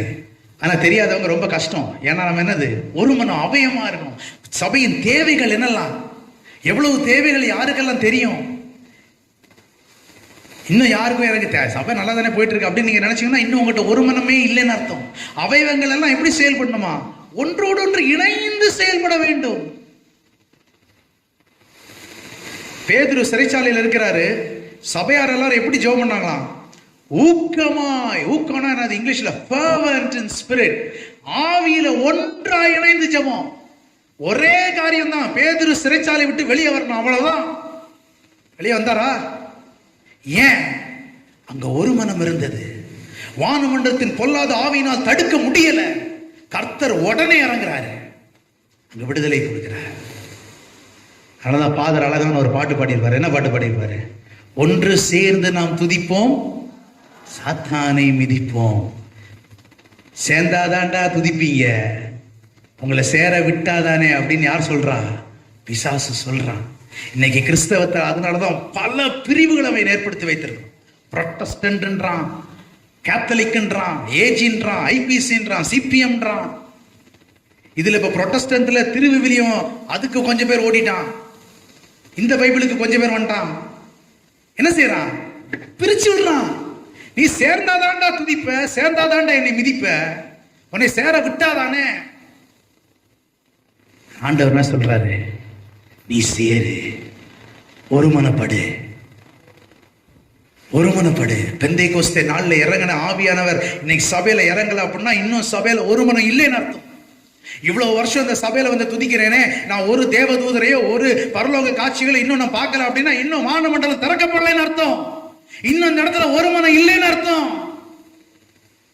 நாம் ஒரு மனதோடு ஜபிப்போம் என்றால், ஒரு மனதோடு செயல்பட்டோம் என்றால் அந்த வானமண்டலத்தை நம்ம ஆளுகை செய்ய முடியும். நீங்க இங்க இருந்து ஆராதனை பண்ண உடனே மேல இருந்து தேவதூதன் இறங்கி வந்து இங்க உலாவறத உன்னால பார்க்க முடியும். ஹல்லேலூயா. ஆண்டவர் இந்த காலை வேளையில நம்மை ஆளுகிறவர்களாய் மாற விரும்புகிறார். அவர் பரிசுத்த ஆவியை எப்படியா? அது பயத்தின் ஆவியில், அது எப்படிப்பட்ட ஆவி? பலத்தின் ஆவி. அது அடிமைத்தனத்தின் ஆவியில், அசியாத்திரத்தின் ஆவி, ஆளுகிற ஆவி. Is the commanding spirit, the authoritative spirit, is the ruling spirit. ஆவியானவர் இன்னைக்கு நம்மளை ஆளுகை செய்ய விரும்புகிறார். இந்த சபையை ஆளுகை செய்ய விரும்புகிறார். நாம் ஆவியானவரை போல ஆள வேண்டும் என்று அவர் விரும்புகிறார். ஏன்னா அவர் நம்மளை ராஜாக்களாகவும் ஆசாரியர்களாகவும் அவர் ஏற்படுத்த விரும்புகிறார். இந்த நாள்ல ஆண்டவர் என்ன சொல்றாரு? 3 காரியங்களை நாம் ஆள வேண்டும். முதல்ல யார் ஆளணும்? நம்மளை நாம் ஆளணும். நம் சரீரத்தை ஒடுக்கணும், ஆவி பெருகணும், ஆத்மாவை நாம் என்ன செய்யணும்? மீட்டெடுக்கணும். இந்த ஆவியானவரால் ஆத்மா நிறையணும். மாம்சத்தை நிறைஞ்சிடக்கூடாது. நிறைஞ்சனா கீழே தான் போகணும். 2வது எதை ஆள வேண்டும்? சூழ்நிலைகள், நம்மை பயப்படுகிற சூழ்நிலைகள். இவ்வளவு நாள் பயந்துட்டேன், இனி பயப்படாதீங்க. இது மேஜிக் இல்லை. தேவனை உங்கள் துணையாக நீங்க நினைங்க, சூழ்நிலைகளை ஆள ஆரம்பிப்பீங்க. ஹல்லேலூயா.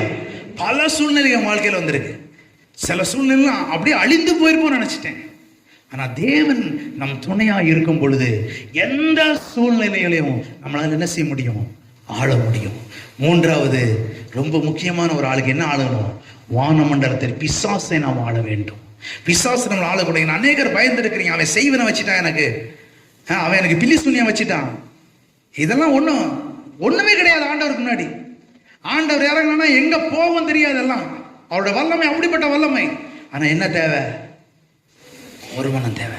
உங்க குடும்பத்துல பில்லி சூனியம் இருக்குன்னு யாராவது சொன்னாங்க என்ன செய்ய? குடும்பமா ஃபாஸ்டிங் இருங்க, ஒரு மனதோடு இருங்க, ஒரு நாள் முழுசு இருங்க. இந்த நாளிலே அது தகர வேண்டும் சொல்லுங்க, அவன் ஓடி போயிடும்.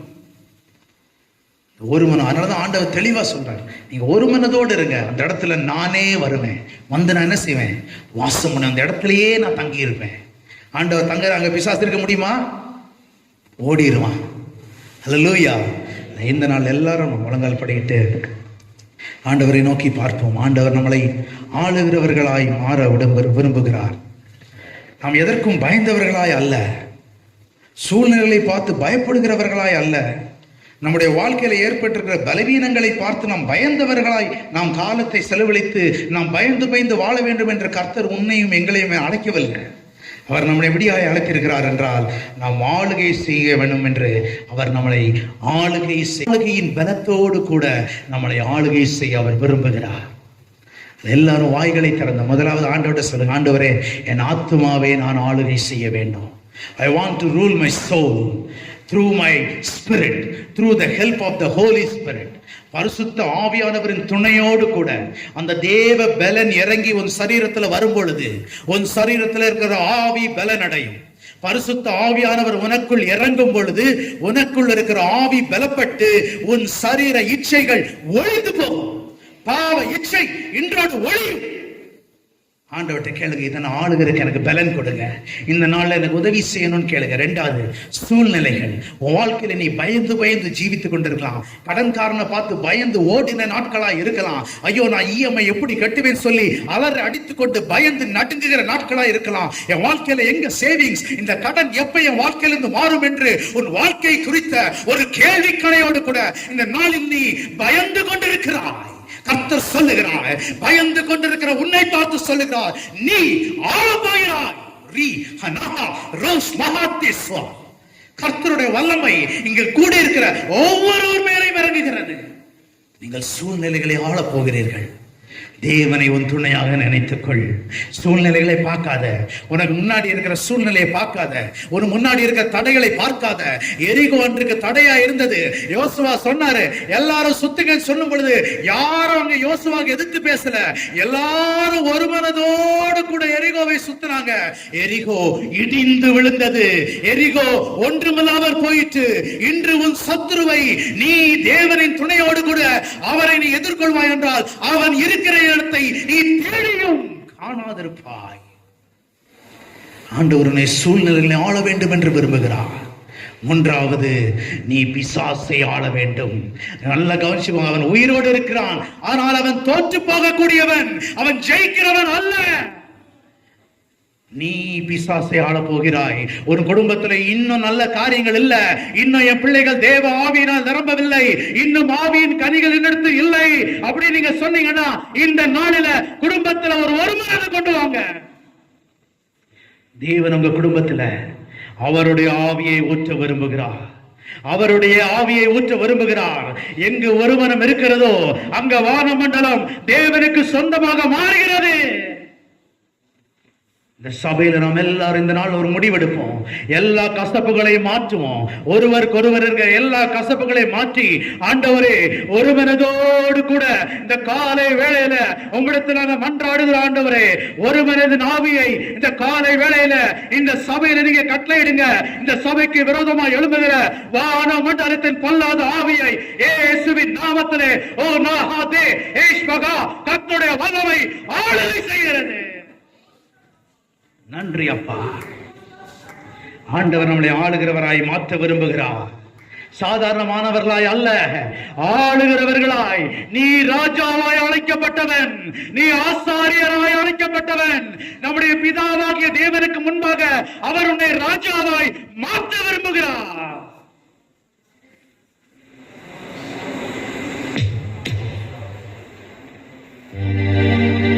ஒன்று சேர்ந்து நாம் துதிப்போம், சாத்தானை மிதிப்போம், தேசத்தை சுதந்தரிப்போம். ஒன்று சேர்ந்து நாம் துதிப்போம், சாத்தானை மிதிப்போம், தேசத்தை சுதந்தரிப்போம். ஒன்று சேர்ந்து நாம் துதிப்போம், சாத்தானை மிதிப்போம், தேசத்தை சுதந்தரிப்போம். ஒன்று சேர்ந்து நாம் துதிப்போம், சாத்தானை மிதிப்போம், தேசத்தை சுதந்தரிப்போம். எதிர்காலம் நமக்குண்டு, எதற்குமே பயமில்லை. எதிர்காலம் நமக்குண்டு, எதற்குமே பயமில்லை. அதிகாரம் கையிலே, அதிகாரம் கையிலே, ஆளுவோம் தேசத்தை, நாம் ஆளுவோம் தேசத்தை. ஒன்று சேர்ந்து நாம் துதிப்போம், சாத்தானை மிதிப்போம், தேசத்தை சுதந்தரிப்போம். ஒன்று சேர்ந்து நாம் துதிப்போம், சாத்தானை மிதிப்போம், தேசத்தை சுதந்தரிப்போம். ஒன்று சேர்ந்து நாம் துதிப்போம், சாத்தானை மிதிப்போம், தேசத்தை சுதந்தரிப்போம்.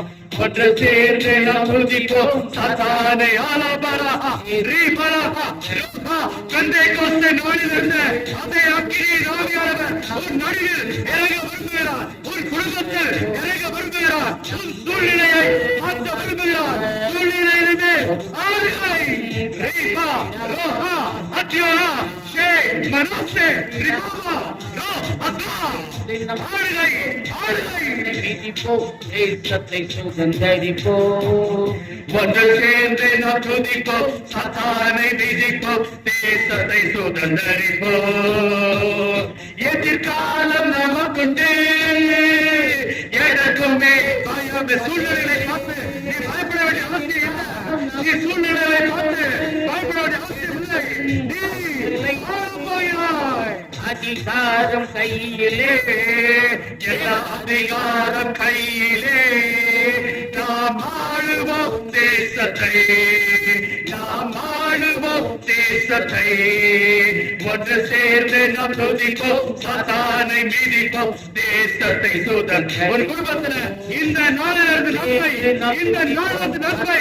ஓ, சூழ்நிலைகள் மாறுகிறது, நீ அதை ஆளப் போகிறாய். சேர்ந்து நாம் துதிப்போம், சாத்தானை மிதிப்போம், தேசத்தை சுதந்தரிப்போம்.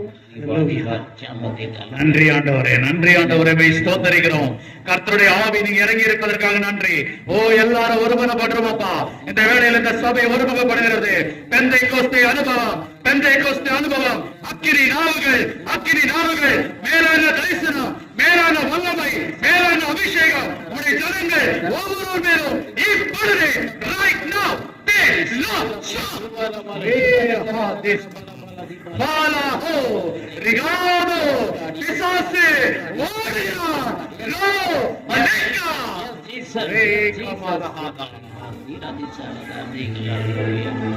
Yes, Lord. Yes, Lord. Sabuna, Punana, Duna, Riganagana, Ratuna, Ridana, Rizala.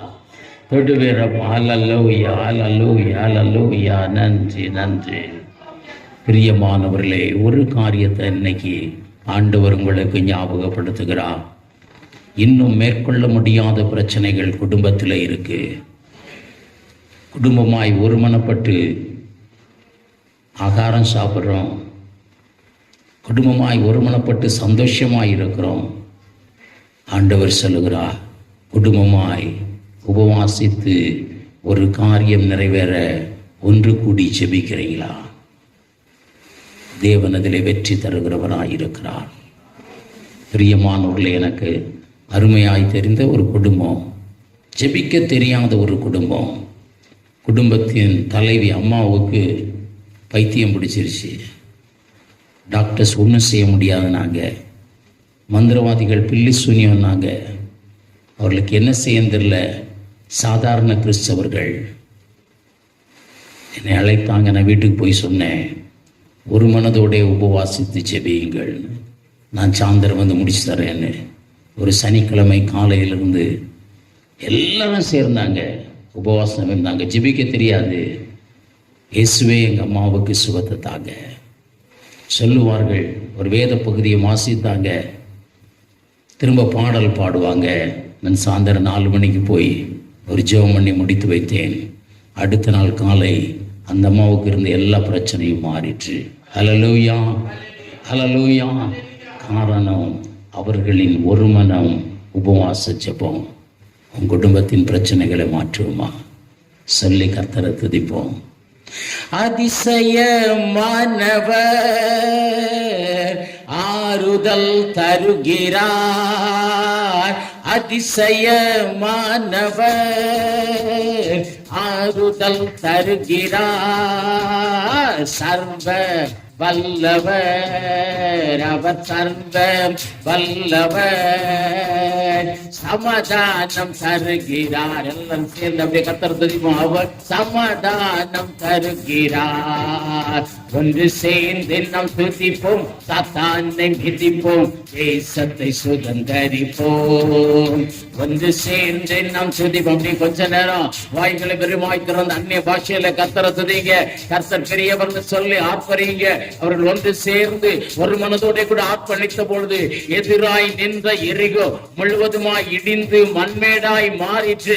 உன் குடும்பத்தில் உனக்கு விரோதமான எரிகோமா, உன் குடும்பத்திற்கு விரோதமான எரிகோமா, சபைக்கு விரோதமான எரிகோமா, கிறிஸ்தவத்துக்கு விரோதமான எரிகோமா, இன்றைக்கு இந்த வழியில சேர்ந்து தேவனை துதிப்போம். சேர்ந்தபடி கொஞ்சம் துதிங்க. நம்ம ஆளுகை செய்கிறவர்களாய் மாற போகிறோம். சூழ்நிலைகளை ஆளுகை செய்கிறவர்களாய் மாற போகிறோம். விசுவாசம் உள்ள தேவ சந்ததியாய் மாற போகிறோம். கொஞ்சம் அப்படி வாய்களை திறந்து தேவனை கொஞ்சம் சொல்லுவோம். ஆண்டவரே, நீர் எங்களுக்கு துணையாய் இருப்பதற்காய் ஸ்தோத்திரிக்கிறோம். ஆண்டவரே, நீரின் சகாயராய் இருப்பதற்காய் ஸ்தோத்திரிக்கிறோம். உம்முடைய துணையோடு கூட எங்க பிரச்சனைகளை நாங்க ஆள போகிறோம் அம்மா. உம்முடைய துணையோடு கூட ஆண்டவரை எங்களுக்கு விரோதமாய் எழும்பி இருக்கிற இந்த ஆயுதத்தை நிர்மூலப்படுத்த போகிறோம் அம்மா. நம்பி தேவனை உமக்கு ஸ்தோத்திரம். உம்முடைய துணையோடு கூட இந்த எரிகோவை நாங்க தகர்க்க போகிறோம் ஐயா. உம்முடைய துணையோடு கூட இந்த அசரிய சேனைகளை ஆண்டவரை நாங்கள் ஒன்றுமில்லாமல் செய்ய போகிறோம். இந்த சூழ்நிலைகளை ஆளுகிற ஒரு அதிகாரத்தை கர்த்தர் எங்களுக்கு இன்று தாங்க வாய்களை வெறிமாய் திறக்கிறவங்களுக்கு அந்த வல்லமைய உங்க நாவிலே கர்த்தர் கொடுத்த கொண்டிருக்கிற கொஞ்சம் அந்நிய பாஷையில கர்த்தரை கொஞ்சம் கொஞ்சம் கொஞ்சம் வாய்களை திறந்து ஒன்னு சத்தமாத்து இயேசுவே இயேசுவேன்னு சொல்லித்தது. உன்னுடைய சூழ்நிலை இன்னைக்கு நீ ஆழப்பட இந்த செய்தி கர்த்தர் கொடுத்தது உனக்கு ஒரு அதிகாரத்தை தர போகிறவ சொல்லித்தது. அல்லேலூயா. நன்றி தேவனே, உமக்கு ஸ்தோத்திரம் அம்மா. எங்களை ஆளுகை செய்கிறவர்களாய் மாற போறீங்க ஆண்டவரே. எங்கள் பிரச்சனை கோலியாத்தா பொருந்தாலும் அது ஒண்ணுமே இல்லை ஐயா. நீரன் துணையா இருக்கிறீங்க. அல்லேலூயா, அல்லேலூயா, அல்லேலூயா, அல்லேலூயா. நன்றி தேவனே, நன்றி தேவனே, நன்றி தேவனே. சொல்லி துதிப்போம். நன்றி தேவனே, உமக்கு ஸ்தோத்திரம். நன்றி தேவனே. செங்கடலை கடந்து செல்வே, யோர்தானை மிதித்து நடப்பே. செங்கடலை கடந்து செல்வேன், யோர்தானை மிதித்து நடப்பே. எரிகோவை சுற்றி வருவே, எரிகோவை சுற்றி வருவேன். எக்காலம் பூர்த்தி செய்வேன், எக்காலம் பூர்த்தி செய்வேன். வாய விரிவாய் திறந்து எக்காலத்தை போல ஊதித்தது. கர்த்தர் நல்லவர், கர்த்தர் நல்லவர், இயேசு நல்லவர். யூதா அப்படி பாட பாட பாட விரோதிகள் அழிந்து போனாங்க. ஒரு வல்லமாய் வெளிப்பட்டது. இன்னைக்கு சொல்லுவோம், ஆண்டவரே இயேசு நல்லவரே, எனக்கு துணை செய்கிற தேவன் நல்லவரே, என்னோடு கூட இருக்கிற தேவன் நல்லவரே, எனக்காக யுத்தம் பண்ணுகிறவர் நல்லவரே. ஆண்டவரே, உம்மை ஸ்தோத்திரிக்கிறோம் அம்மா, உம்மை துதிக்கிறோம் அம்மா. என் பிரச்சனை உம்முடைய கரத்துல வைக்கிறோம் அம்மா. இதை ஆளுகை செய்கிற ஒரு அதிகாரத்தை தாங்க. இன்றைக்கு என் உள்ளத்தில் இருக்கிற பயங்கள் இயேசுவின் நாமத்திலே மாறுவதாக சாமி. இன்றைக்கு ஆண்டவரே, பிள்ளைகளை கலங்க பண்ணுகிற அந்த பிரச்சனையை கர்த்தர் இயேசுவின் நாமத்திலே தீனா பாரா தீனா ரீகால கால தீபாலா நாங்கள் கட்டுகிறோம் ஐயா. அல்லேலூயா, அல்லேலூயா, அல்லேலூயா, அல்லேலூயா. பிள்ளைகளுக்கு விரோதமா செயல்படுகிற அந்தகாரங்கள், பிள்ளைகளுக்கு விரோதமா செயல்படுகிற மனிதீக ஆவிகள் எல்லாம் இன்றைக்கு இயேசுவின் நாமத்தில் அகன்று போவதாக. தூணா காராதீரா ஒரு மனத குடும்பத்தில் தாங்க, ஒரு மனத குடும்பத்தில் தாங்க. அவர்கள் ஜெபிக்கும் பொழுது இது நிர்மூலமாகும், நிர்மூலமாகும். இந்த சூழ்நிலைய சத்துருவ வான மண்டலத்தின் பொல்லாத ஆவிகளை ஆளுகை செய்கிற ஒரு வல்லமைய கர்த்தர் உனக்கு தருகிறார். அதுக்கு தான் நீ அழைக்கப்பட்டிருக்கிறார். நன்றி தேவன், நன்றி தேவன், நன்றி தேவனே. துணையாளரே, துணை செய்கிறவரே, சகாயம் பண்ணுகிறவரே. அல்லேலூயா, அல்லேலூயா. கர்த்தர் என் சகாய, கர்த்தரின் சகாய, கர்த்தரின் சகாய. நான் பயப்பட மாட்டேன். அவர் எனக்கு துணை நிற்கிறவர். சிறு வயது முதல் கரப்படுத்தினார் அல்லவா, கைவிடுவாரோ? அல்லேலூயா, அல்லேலூயா. உனக்கு சகாயம் செய்யாமல் இருப்பாரோ? உனக்காய் யுத்தம் பண்ணாமல் இருப்பாரோ? எதிரி சீறி வருகிறான், ஆண்டவர் சும்மா இருப்பாரா? வெற்றி கொடியேற்றுவா.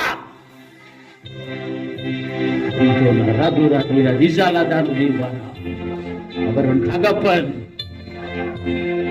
சும்மா இல்ல, கைய பிடிச்சிருக்கிறார். உனக்கா யுத்தம் பண்ணுவா, யுத்தம் பண்ணுவா. நன்றி தேவனே. இந்த பிள்ளைகளை ஆளுகை செய்கிற பிரச்சனைகளை பிள்ளைகள் ஆளுகை செய்ய போகிறார்கள் அப்பா.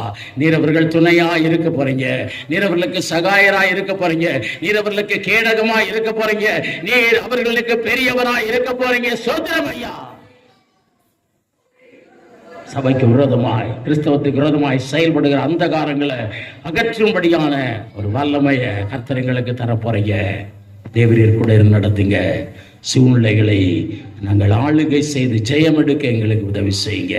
வந்த ஒருவரை பேர் பேராய் ஆசீர்வதிங்க. ஆண்டவரை இன்று காண்கிற இந்த பிரச்சனையை இனி இவர்கள் காணக்கூடாது சாமி, இனி காணக்கூடாது சாமி. அது அர்த்தமாக்கி போகணும், அது ஒன்றுமில்லாமல் போகணும். ஆண்டவரை ஒன்றுமில்லாமல் அது கடலுக்குள்ளே அமிழ்ந்து போகணும். எங்கள் கரங்களிலே அந்த வல்லமையை கொடுத்திருக்கிறீங்க ஐயா. நன்றி தேவனே, நன்றி தேவனே. எங்களுக்கு துணையாயிருங்க, ஒவ்வொருவருக்கும் துணையாயிருந்து ஜெப வேளைகளிலே பெரிய காரியங்களை செய்ய ஒரு ஆளுகை செய்கிறவர்களா எங்களை கர்த்தர் மாற்றிங்களப்பா. தேவன் பெரிய காரியங்களை செய்ய இன்றைக்கு நாங்கள் காண்கிற பிரச்சனையை நாங்கள் ஆளணும், அதை ஓட ஓட விரட்டணும், அது எங்களை கண்டு பயப்படணும். ஆண்டவரை எங்களிடத்துல வந்து அது தாழ பணியணும். நீர் துணை நிற்கிறே. ஒரு கோலியாத்த போல அது இல்லாமல் போகணும், வீழ்ந்து போகணும். கர்த்தர் எங்களை உயர்த்தணும். தேவனதை செய்ய ஒவ்வொருவரையும் பேர் பேராய் ஆசீர்வதிங்க.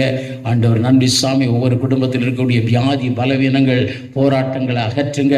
ஒவ்வொரு குடும்பங்களும் ஜெயம் எடுக்க கர்த்தர் உதவி செய்யுங்க. ஒவ்வொரு குடும்பத்தையும் கர்த்தர் பெருக பண்ணி தாங்க. ஒவ்வொரு குடும்பத்தில் இருக்கக்கூடிய ஆண்டவர் வாலிப பிள்ளைகளை ரட்சிங்க, அபிஷேகம் பெற உதவி செய்யுங்க. அவர்கள் நல்லா படிக்கத்தக்க ஞானத்தை தாங்க, டிஸ்ட்ராக்ஷன்ஸை மாற்றுங்க, படிப்பிலே முதலிடம் பெற தேவன் உதவி செய்யுங்க சாமி. தேவன் அப்படி செய்து பிள்ளைகள் ஆசீர்வதிங்க. வந்த ஒருவருடைய கரத்தில் ஒப்பு கொடுக்கிறோம். கர்த்தர் கூட இருந்து பாதுகாத்து பராமரித்து துணை நின்று பிரச்சனைகளை மாற்றி ஆசீர்வதிக்கும்படியாய் இயேசுவின் நாமத்திலே ஜெபிக்கிறோம் நல்ல பிதாவே, ஆமென். என் ஆத்துமாவே கர்த்தரை சோஸ்தரி, என் முழு உள்ளமையுடைய நாமத்தை சோஸ்தரி. என் ஆத்துமாவே கர்த்தரை சோஸ்தரி, கர்த்தர் செய்த சகல உபகாரங்களையும் மறவாதே. ஆமென். நம்முடைய கர்த்தராகிய இயேசு கிறிஸ்துவின் கிருபையும் பிதாவாகிய தேவனுடைய அன்பும் பரிசுத்தாவின் அன்பின் ஐக்கியம் சமாதானம் சந்தோஷம் நம்மளோடு கூட இன்றும் இன்று சதாகாலம் உண்டாயிருப்பதாக. ஆமென். ஹல்லேலூயா, ஹல்லேலூயா, ஹல்லேலூயா.